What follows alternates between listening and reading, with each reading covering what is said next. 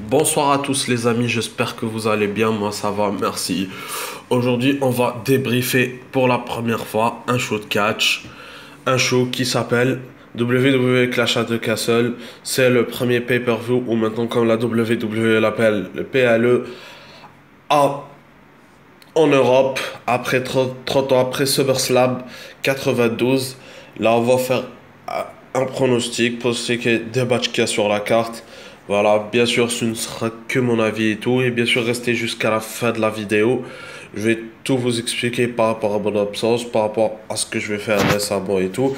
Et bien sûr, pour ceux qui souhaitent faire leur pronostic, je vous enverrai un lien dans la description. Voilà, un lien. Et vous ferez vous-même vos propres pronostics.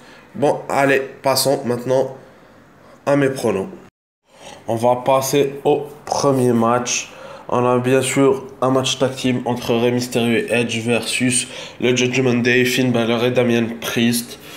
Voilà, un match qui est pas mal sur le papier. Les quatre hommes, voilà, font bien la carte. J'ai pas grand chose à dire. Voilà, si ce n'est que je pronostique une victoire, bien sûr, du Judgment Day. Pour ma part, c'est vraiment important que le Judgment Day gagne si on veut prolonger cette storyline, parce que je vais pas vous mentir, depuis que Edge s'est fait trahir par le Judgment Day, voilà, qu'il a quitté, voilà, c'est un peu, voilà, ça tourne au Judgment Day, ça redevient comme Rétribution il y a 2 ans plus tôt, voilà, et ça redevient, voilà, un clan de seconde zone. Et bien sûr, si on veut crédibiliser le clan, une victoire du Judgment Day serait pas mal. Merci. Et bien sûr, deuxième match, on va s'attaquer au match pour le titre intercontinental entre Gunther vs Sheamus. Voilà, un super match, vraiment, j'attends vraiment ce match, je vais pas vous mentir. Et je pense que même ce match peut être le show stealer et peut même avoir 5 étoiles de la part de Dave Metzler. Voilà, parce que vraiment, on a quand même deux compétiteurs européens, deux bons catcheurs, faut pas se le mentir. Voilà, et ça risque vraiment d'être brutal. C'est pour ça que je vois peut-être un 5 étoiles dans ce match. En plus, voilà, Sheamus va être un petit peu à domicile. Bon, il est irlandais et le show se passe au Pays de Galles. Mais on va dire qu'il est un peu à domicile. Et il faut que vraiment ça va se taper à fond. Mais je pense que voilà, Gunther va gagner, bien sûr. Bon, pour bien sûr rendre son règne encore plus pertinent. Et je trouve que vraiment depuis l'arrivée de Triple H à la tête créative, voilà, les titres secondaires comme Intercontinental et des États-Unis vont devenir, voilà, sont en train de devenir plus pertinents et retrouver un peu du prestige. Bon, j'espère vraiment voir un super match. Gunther et Sheamus, voilà, victoire de Gunther. Troisième match, et vraiment c'est un match simple entre Matt Riddle contre Seth Rollins. Vraiment un match que j'attends aussi, parce que vraiment, c'est vraiment depuis quelques semaines une bonne construction. Voilà, on n'a plus ce Riddle un peu genre simplé comme à l'époque de Vince McMahon. Là, on retrouve le Riddle d'NXT, voilà, qui est le Riddle un peu plus sérieux. Voilà, Seth Rollins qui est vraiment un super heel. Voilà, c'est peut-être le meilleur heel depuis Edge, depuis Orton, depuis... Voilà, c'est vraiment... Et j'adore vraiment son personnage, Seth Rollins. Vraiment un personnage qu'on adore détester, faut pas se le mentir. Voilà, en plus, c'est vraiment une belle construction. Voilà, parce qu'on avait vu une sorte de segment à SummerSlam. Voilà, ce segment finalement qui n'a pas un match et vraiment qui a payé. Et on a vraiment hâte de voir ce match. Et bien sûr, je pronostique une victoire de Seth Rollins, parce que je sens qu'on va prolonger, voilà, ce programme. Et puis Seth Rollins a perdu pas mal en pay-per-view cette année. Une victoire voilà, lui ferait un peu du bien pour retrouver un peu sa crédibilité. Bien qu'il n'ait pas perdu, mais qu'il retrouve sa crédibilité. Et en plus, on a vraiment vrai. Et je sens que ça peut se terminer peut-être jusqu'à Crown Jewel, le futur show en Arabie Saoudite, où ça peut se terminer sur un Hell in a Cell pour conclure la rivalité. Et là, on passe au Six Women Tag Team Match entre Asuka, Alexa Bliss et Bianca Belair, la championne d'Euro, versus Dakota Kai, Io Sky et Bayley. Voilà, des meufs à Hunter. Voilà, je parle bien évidemment de Dakota Kai et Io Sky. Vraiment une belle storyline depuis le retour de Bailey. C'est cool. Vraiment, on a un six woman avec du bon star power féminin, faut pas se le mentir. Voilà, et je pense qu'une victoire de Dakota Kai, d'Io Sky et Bailey serait pas mal. Après la petite défaite surprise contre Raquel Rodriguez et Alia pour les titres féminins par équipe. Une victoire pour assouvir ce clan du côté de Raw et de donner un peu plus de crédibilité. Et voilà, nous emmener quelque part et peut-être même vers un match entre Bianca Belair et Bayley où Bayley prendra le titre féminin de Raw à Bianca Belair. Vraiment une belle storyline. Voilà, c'est pour ça que je prononce une victoire du clan de Bayley. Et on passe au match féminin pour le titre de SmackDown entre Liv Morgan et Shayna Baszler. Voilà, peut-être le match que j'attends le moins, peut-être dans cette carte Clash of Castle. Parce que vraiment, Liv Morgan, qui depuis quelques mois est construite comme l'underdog, celle qui vraiment n'est pas vue pour être en haut de la carte, mais qui peut faire de grandes choses. Et Shayna Baszler, qui on retrouve la Shayna Baszler surpuissante, dominante, comme à l'époque d'NXT, comme à ses débuts dans les rosters principaux. Voilà, une Shayna Baszler beaucoup plus compétitrice, on voit avec... parce que franchement, cette Shayna, je pense pas qu'on l'aurait retrouvée avec Vince McMahon. Et là, on la retrouve avec Hunter. Elle m'a vraiment... voilà, Liv Morgan qui est vraiment son elle n'est pas ouf parce que ça commence voilà par le cash-in sur Ronda Rousey avec en gagnant sur un roll-up, ensuite en gagnant un peu de façon fougueuse, voilà. Et une victoire clean pour Liv Morgan ne serait pas si vous vraiment la WWE veut construire Liv Morgan, voilà, comme une bonne championne. Et du côté, je ne serais pas étonné si Shayna Baszler prend le titre. Voilà, c'est un bon petit truc. Bon, je pense que Liv Morgan va conserver son titre. En tout cas, c'est ce que j'ai envie de voir. Voilà, si vous voulez rendre Liv Morgan crédible. Voilà, c'est tout ce que j'ai à dire. Merci. Et enfin, on passe au match le plus attendu, le main event bien sûr, pour le titre Undisputed WWE Universal Championship entre le chef tribal Roman Reigns et bien sûr l'enfant du pays Drew McIntyre. Vraiment, c'est le match le plus attendu. Je pense que c'est vraiment le match le plus attendu de l'année. Voilà, c'est vraiment... Voilà, je le vois bien sûr en main event. C'est le dernier match. C'est bien sûr... Faut laisser vraiment une belle storyline. Drew McIntyre qui, depuis arrivé à SmackDown, est un peu empêtré dans la mid-card.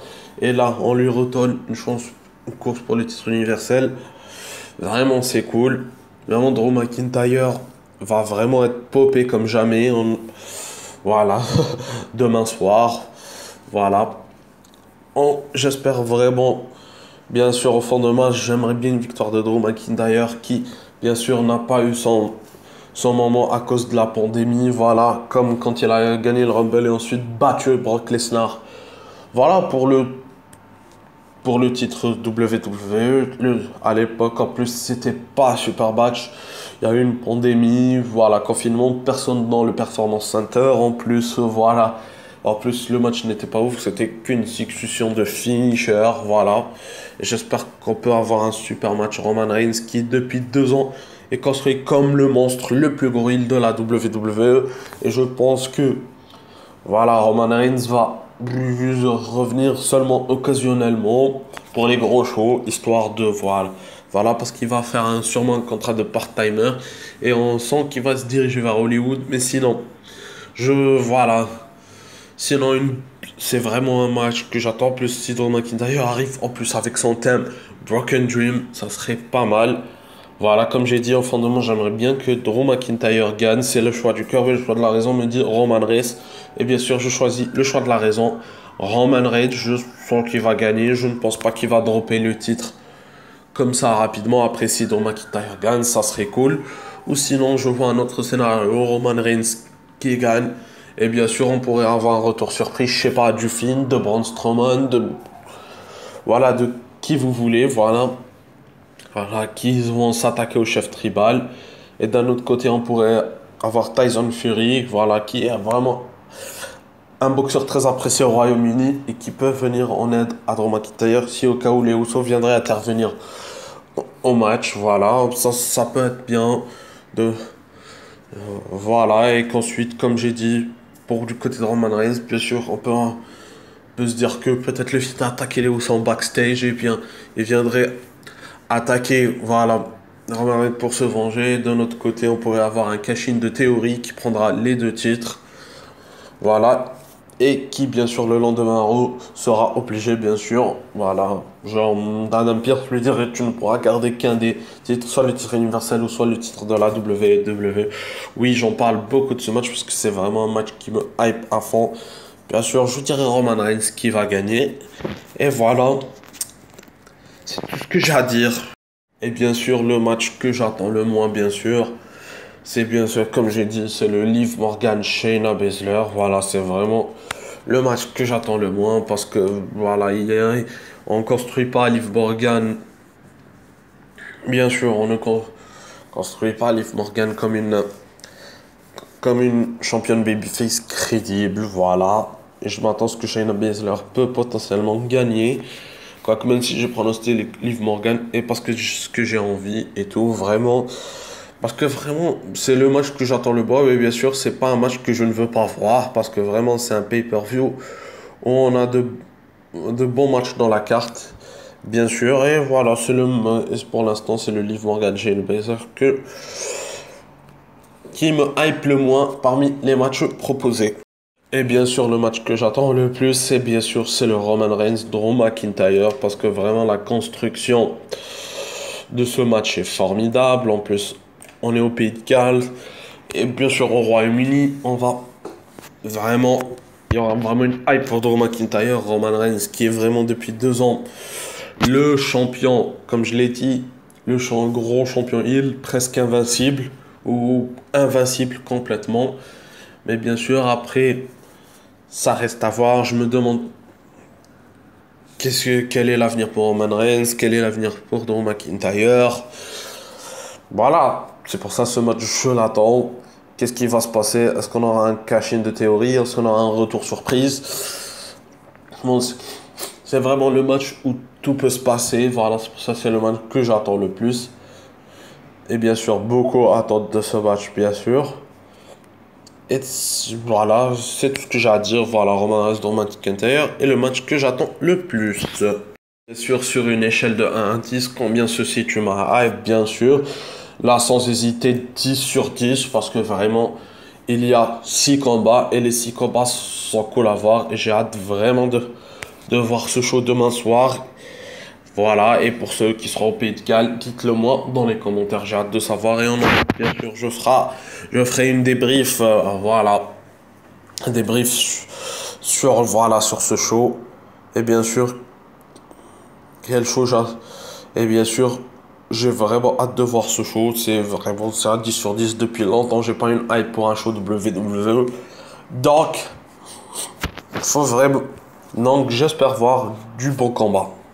Et bien sûr, quel show j'attends le plus ce week-end? C'est bien sûr Clash at the Castle. C'est vraiment, comme je l'ai dit, c'est vraiment le show WWE qui me hype de plus. Worlds Collide, ça peut aller. All Out.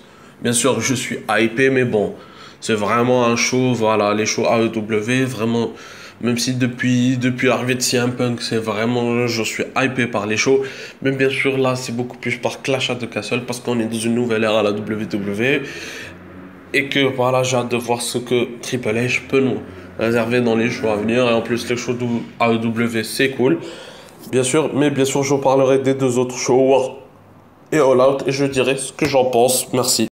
Merci à vous d'avoir visionné cette vidéo. Comme d'hab, likez, commentez, partagez pour les nouveaux. Abonnez-vous. Et bien sûr, comme j'ai dit, je ferai des reviews, je veux dire aussi des pronostics sur les shows Worlds Collide de NXT. Et bien sûr, le show AEW All Out.